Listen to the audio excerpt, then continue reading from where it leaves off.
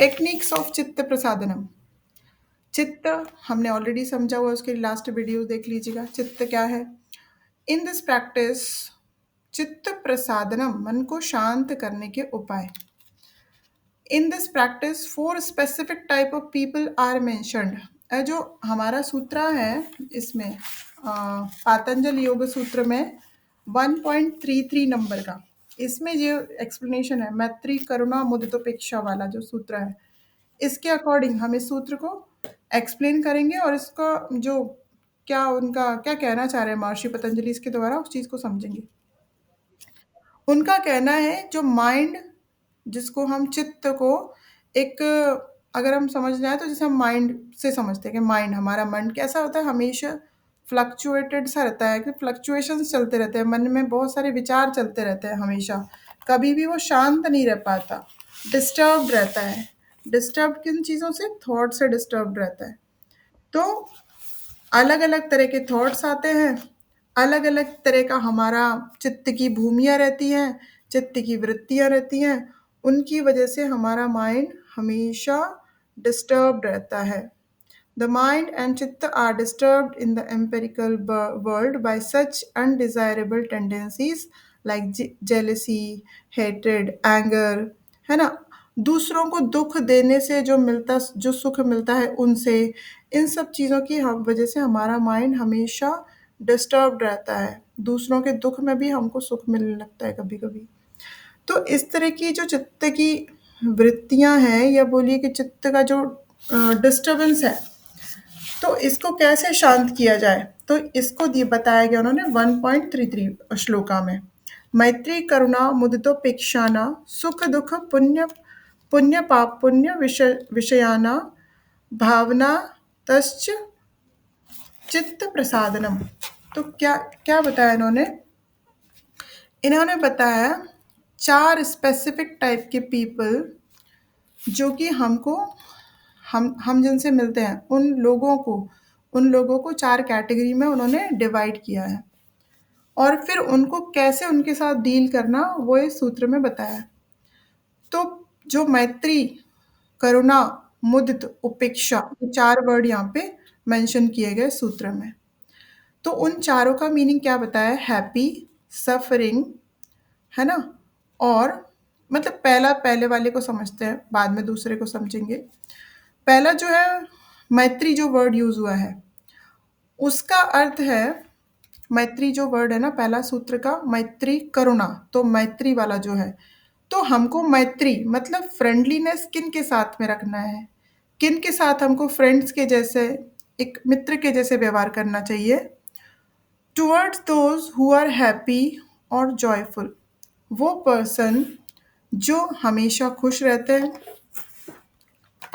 जो आपके साथ अच्छे से रहते हैं, आपके साथ खुश हैं, आपकी कंपनी से वो खुश हैं।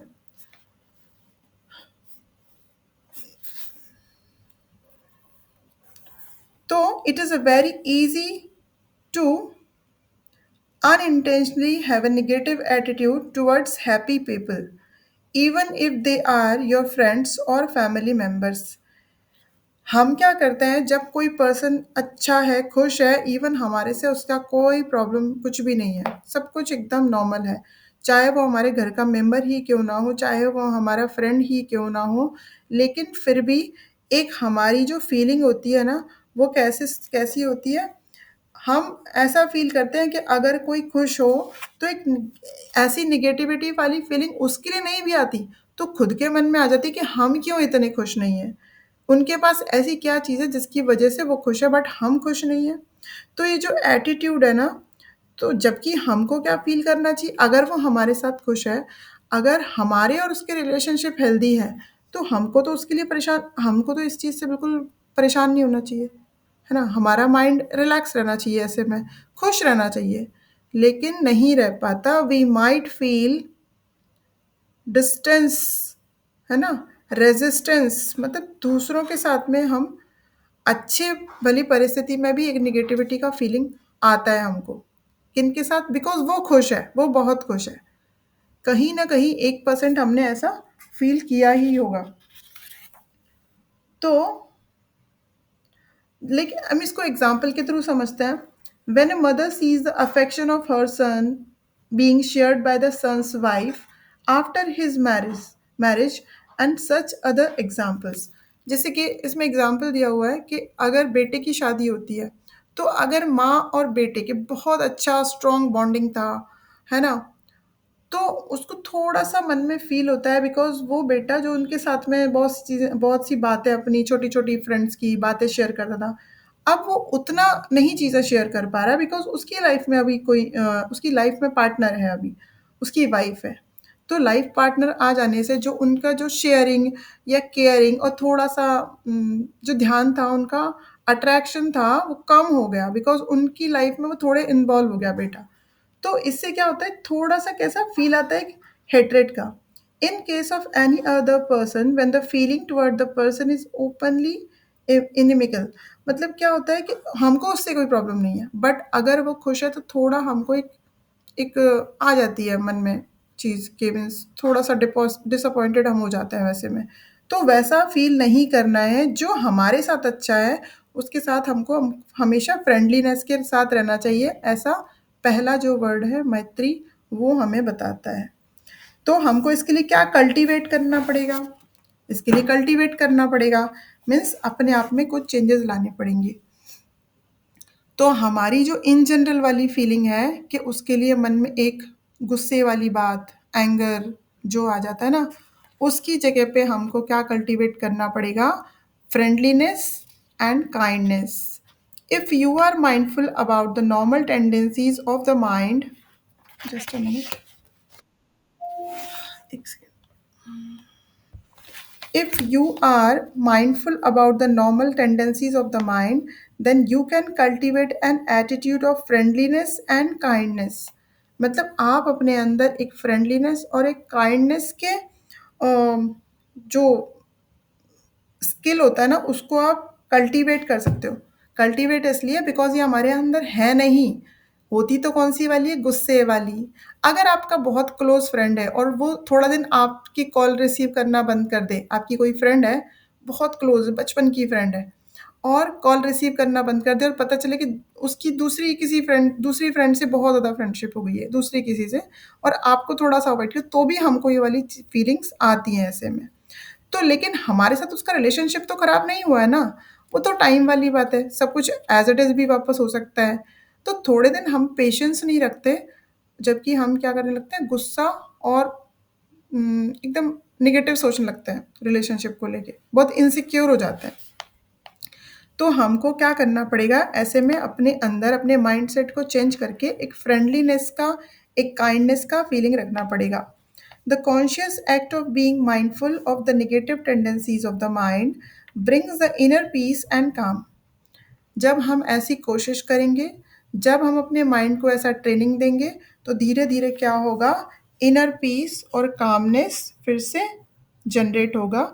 So the happiness around should be celebrated, है ना? तो क्या होगा, हमको ऐसी प्रैक्टिस करनी होगी। होगा अपने आप से नहीं होगा, हमको करना पड़ेगा। दूसरा जो वर्ड यूज़ हुआ है मैत्री के बाद, करुणा। करुणा। करुणा किन के लिए? मैत्री समझ आया किन के लिए? जो अच्छे हैं, आपके साथ रिलेशनशिप अच्छा है, कोई प्रॉब्लम कहीं कुछ भी नहीं है, बट फिर भी हमारे मन में उनके लिए जलन है, हमारे मन में गुस्सा है, हमारे मन में नेगेटिविटी है, हमारे मन में इनसिक्योरिटीज़ है, वो पहला वाला। देन द सेकंड वन, करुणा। करुणा मीन्स कंपैशन का भाव, दया का भाव। किन के लिए? Towards those who are in pain और सफरिंग। कभी-कभी हमने ऐसे लोगों को देखा होगा कि जैसे कि कोई बहुत नीडी पर्सन है, उसके पास में बहुत दुःख है, वो दुखी है अपनी लाइफ़ में और उसकी चीज़ें हमको पता चली कि उनके पास में बहुत दुःख है, वो बहुत तकलीफ़ में है, उनके पास फाइनेंशियली भी बहुत प्रॉब्लम है। तो कभी-कभी हमारी फीलिंग्स कैसी हो जाती है उनके लिए, we might feel frustration. Frustration किस टाइप का? You might normally think of yourself as being a loving, caring, compassionate person, yet notice how easy it is to feel the opposite when someone around you is sick. अगर कोई बीमार है हमारे आसपास का, तो हम कैसे सोचने लगते हैं, अरे इनको तो अच्छे से रहना चाहिए, इन्होंने ये नहीं किया होगा, इन्होंने वो नहीं किया होगा, इसलिए ऐसा हुआ। इनके और किसी के पास समझिए कि कोई बहुत नीडी है, हाँ, तकलीफ़ में है, बहुत दुःख में, तकलीफ़ में, तो हम क्या सोचते हैं इनके कर्म ही वैसे होंगे इसलिए भगवान ने इनको ऐसा कर दिया। तो जब उनके ऊपर दया और कंपैशन दिखाने की ज़रूरत थी, हम उनके साथ में क्या बर्ताव कर रहे हैं या अपने माइंड को कैसा कर रहे हैं? फ्रस्ट्रेटेड माइंड, गुस्सा, चिड़चिड़ापन और उनको उनकी गलतियाँ याद दिला रहे हैं कि आपने ऐसा किया इसलिए आपके साथ ऐसा हुआ। चाहे उनके सामने नहीं कर रहे, बट पीठ पीछे हम यही कर रहे हैं कि आपने कुछ किया होगा इसलिए ऐसे हुआ। ठीक है? जबकि हमको खुद में क्या कल्टीवेट करना चाहिए था? Better to cultivate consciously cultivating compassion and support for others who are suffering, चाहे वो किसी भी वजह से दुख में क्यों ना हो, चाहे वो किसी भी वजह से आज उसकी ऐसी स्थिति ना हुई हो, चाहे उसने कितना कोई तकलीफ क्यों ना दी हो, लेकिन अगर वो आज तकलीफ में है तो हमारा काम बनता है कि अपने मन में उनके लिए दया का भाव रखना, ना कि गुस्से का, ना कि उनकी पुरानी गलतियाँ याद दिलाने का। वो तो जो है सेटल डाउन कोई करेगा, ईश्वर करेंगे या वो उनके कर्मा सेटल होंगे तो हो जाएगा। पर ये हमारा काम नहीं है। हमारा काम है कंपैशन रखना, उनके साथ दया रखना। Awareness allows freedom and peace of mind. ये चीज़ कैसे कर पाएँगे हम? जब हम अवेयरनेस रखेंगे, हम समझेंगे कि वो पर्सन किस कैटेगरी में है अभी, वो पर्सन अभी ऐसे कैटेगरी में है जब उसको करुणा की, कंपैशन की ज़रूरत है आपकी। इसका रिज़ल्ट क्या होगा? जब आपके माइंडसेट को जो कि कैसा था? गुस्से वाला था, जो कहीं उसको कंपेयर कर रहा था दूसरे लोगों से, देखो वो मेहनत करते हैं तो देखो उनके पास आज कुछ प्रॉब्लम नहीं, बट इन्होंने कुछ मेहनत नहीं की, इसलिए आज ये ऐसे हो गए। हो गए, वो उनके कर्मा से। बट आज उनको आपसे क्या ज़रूरत है? आपकी दया की, आपके कंपैशन की। तो ऐसा जब हम धीरे-धीरे अपने माइंड को ट्रेनिंग देंगे, तो इसका रिज़ल्ट क्या होगा? This awareness allows freedom and peace of mind. ये अवेयरनेस क्या करेगा? हमारे माइंड को धीरे-धीरे एक बेटर कंडीशन में लाएगा। हमारा माइंड जो एक बीमार लोगों की तरह सोचता है ना, वैसा नहीं सोचेगा, एक हेल्दी माइंड देगा। ऐसा प्रैक्टिस हमको। हमारा माइंड भी एक हेल्दी माइंड की तरह सोचने लगेगा कि कब करुणा दिखाने की ज़रूरत है, कब गुस्सा दिखाने की ज़रूरत है, कब न्यूट्रल रहने की ज़रूरत है। ठीक है? तो ये सेकंड टाइप की कैटेगरी हुई जिनको करुणा की ज़रूरत होती है। नाउ द थर्ड वन जो कि हमारे श्लोका में है, और कई बार ये जो हमने सेकंड वाला डिस्कस किया ना करुणा वाला, इसमें एक तो हमको गुस्सा भी आता है उन लोगों के ऊपर कि ये लोग कुछ काम नहीं करते हैं, जैसे कि हाँ, हालाँकि वो जो पूरे हेल्दी हैं उनके लिए सोचना ठीक है, पर अगर वो किसी तकलीफ़ में हैं, तो उनको उस तकलीफ़ से में अगर हम बाहर नहीं निकाल सकते तो एट लीस्ट हमको उनका मज़ाक नहीं उड़ाना चाहिए। या फिर उनके दुःख को देख के हमने खुश नहीं होना चाहिए एट लीस्ट, हम अगर कुछ नहीं कर सकते, है ना? Because in the same way when a person sees another one in miserable circumstances, a feeling of pleasure, एक हमको एक खुशी होती है, पता नहीं एक अलग सा ही हमको फ़ील होता है कि हम अंदर ही अंदर खुश होते हैं। तो वो चीज़ हमको नहीं करनी है। उसके बाद है मैत्री करुणा, ये 2 हुए, उसके बाद है मुदित। मुदित मीन्स मैत्री करना, मुदित, मुदितोपेक्षाना, मतलब अब थर्ड वर्ड है हमारा मुदित। मुदित मीन्स हैप्पीनेस। किन के लिए हैप्पीनेस रखना है हमको? टुवर्ड्स दोज हु आर,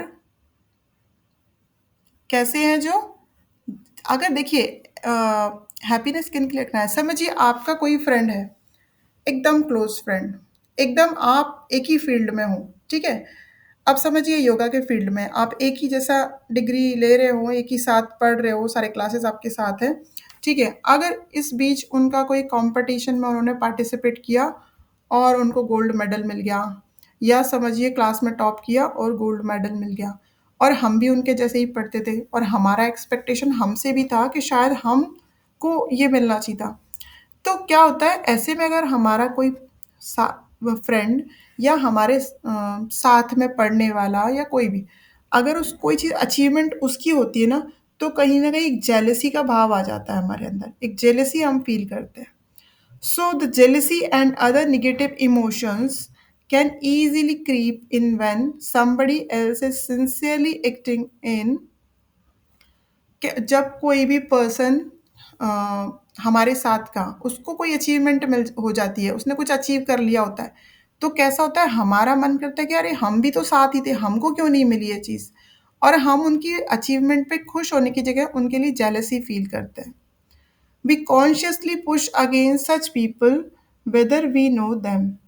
हम अ, मतलब उनके बारे में खुश नहीं होते अंदर ही अंदर, चाहे हम ऊपर से वैसा शो करें, क्योंकि हमारा माइंड ही वैसा है। हमारा ब्रेन हमको अलाउ ही नहीं करता खुश होने के लिए। तो कैसे करेगा अलाउ? जब हम उसको प्रैक्टिस करवाएँगे। तो हमको इसके लिए क्या करना पड़ेगा? बेटर टू कल्टीवेट किस तरह का फीलिंग्स हमको लाना पड़ेगा? We need to cultivate attitude of happiness. ऐसे लोगों के लिए जो खुश हैं और खुद के अचीवमेंट्स कर रहे हैं, कुछ अच्छी चीज़ें अचीव कर रहे हैं वो, तो उनको हमको एनकरेज करना पड़ेगा। उनके लिए कैसा एटीट्यूड रखना पड़ेगा? हैप्पीनेस वाला and goodwill towards such people. Sometimes it's not always easy to cultivate such positive attitude when inside we are feeling negative. ऊपर से ऐसा शो करना हमारे लिए बहुत मुश्किल हो जाता है, क्योंकि अंदर से हमारे लिए मन में नेगेटिविटी है उनके लिए, तो ऊपर से कैसे फ़ील करें? ऊपर से कैसे उनको शो करें कि हम खुश हैं? कहीं न कहीं चेहरे पे दिख ही जाता है ना? But it is possible when we become a neutral, non-attached witness to our inner process.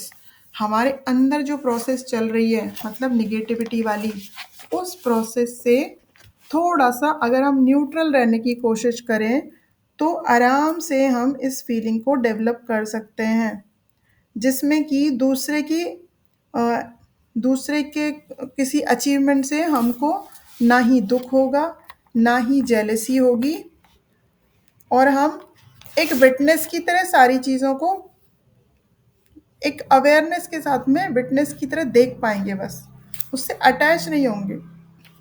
आज उनका अचीवमेंट है, कल आपका किसी चीज़ का होगा। उन्होंने जो अचीव किया उन वो डिज़र्व करते थे।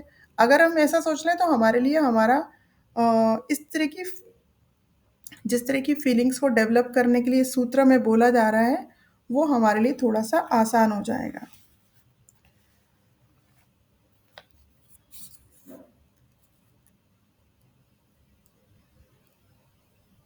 उसके बाद इसका रिज़ल्ट क्या होगा? अगर हम खुश रहेंगे दूसरों के अचीवमेंट से, तो क्या होगा? The happiness and goodwill seems to comes to you not naturally, peacefulness and calmness will pour automatically into your life.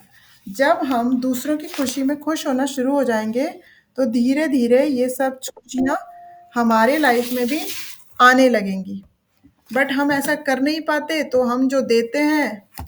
हम जो यूनिवर्स को देते हैं निगेटिविटी, एंगर, फ्रस्ट्रेशन, हेट्रेड, घृणा दूसरों के प्रति, तो वही हमारे पास वापस आता है। तो अगर हम दूसरों की खुशी में खुश होने लगेंगे, तो हमारे पास यही सारी चीज़ें वापस आने लगेंगी बाउंस बैक होके। ये तीसरा टाइप का बताया, जो जो पर्सन वैसा है उसके साथ में वैसा बिहेवियर। ठीक है, अब चौथा वर्ड दिया है इसमें उपेक्षा। मैत्री, करुणा, मुदित, उपेक्षा। तो मैत्री हो गया, समझ के हमारा, करुणा हुआ, मुदित हुआ और तीसरा है उपेक्षा। अब उपेक्षा किनकी करनी है?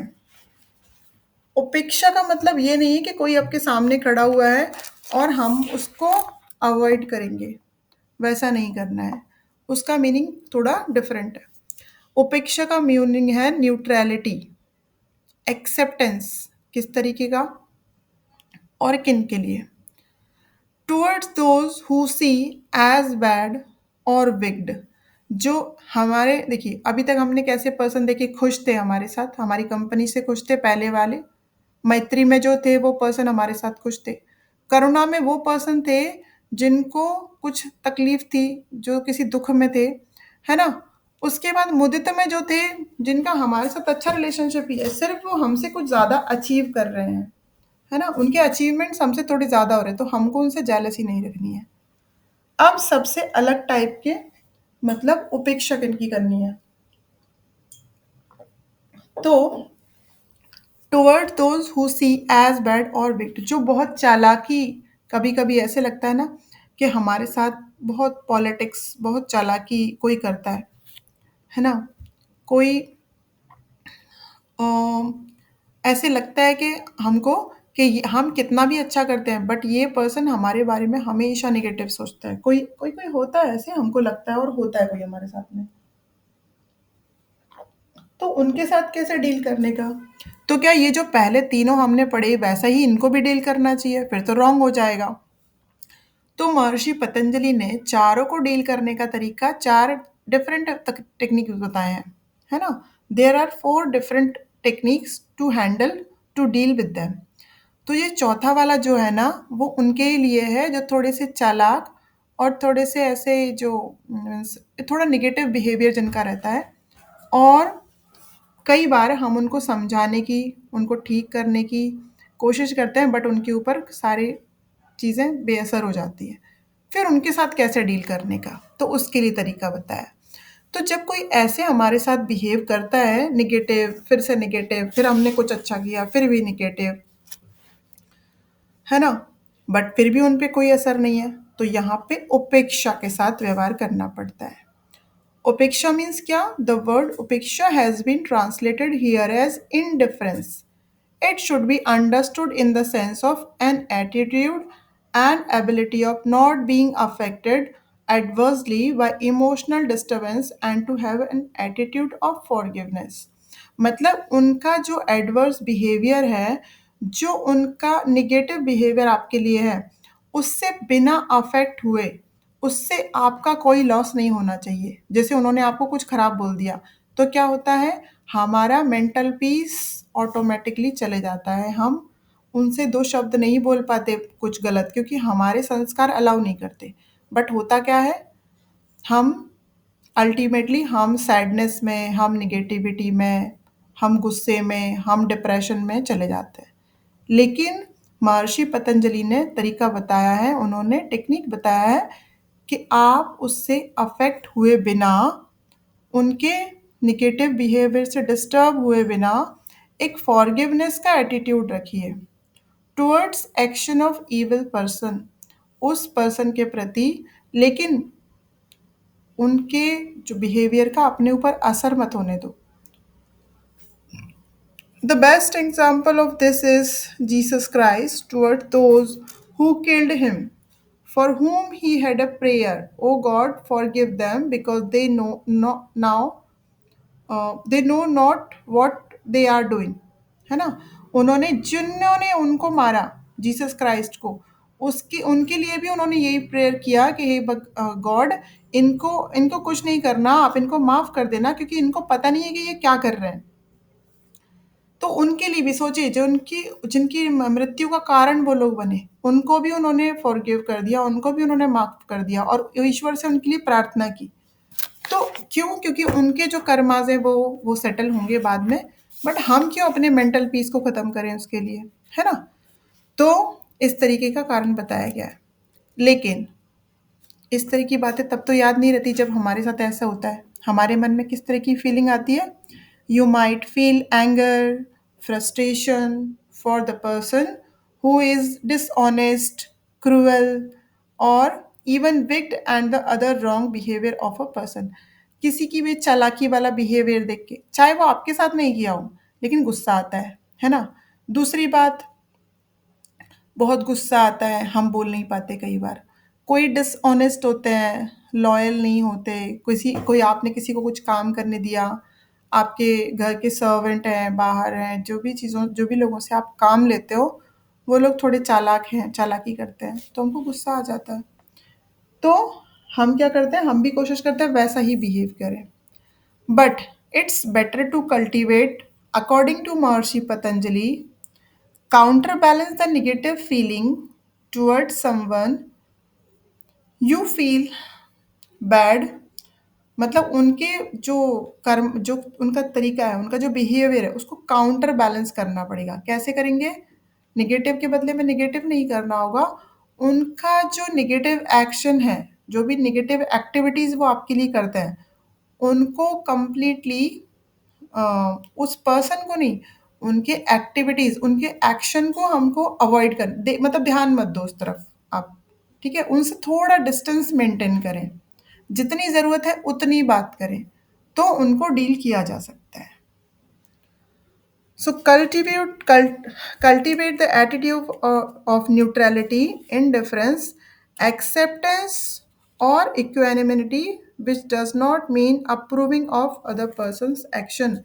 मतलब उनसे थोड़ा डिस्टेंस मेंटेन करना है, उनके निगेटिव बिहेवियर का अपने मेंटल हेल्थ पे असर नहीं पड़ने देना है, और इसका मतलब ये नहीं है कि हम शांत हैं या हम उनको माफ़ कर रहे हैं, तो हम उनके निगेटिव बिहेवियर को एक्सेप्ट कर रहे हैं। हम एक्सेप्ट नहीं कर रहे हैं, हम डिस्टेंस मेंटेन कर रहे हैं, है ना? तो इसका रिजल्ट क्या होगा? It surely helps to stabilise and clear the mind. Once this attitude is built, calmness will automatically come into your mind. These are the four ways to attain the higher state of consciousness. तो महर्षि पतंजलि ने बताया कि अपने चित्त को प्रसादनम, मतलब अपने चित्त को शांत करने के ये चार उपाय हैं, अलग अलग तरह के लोगों के बीच में रहते हुए।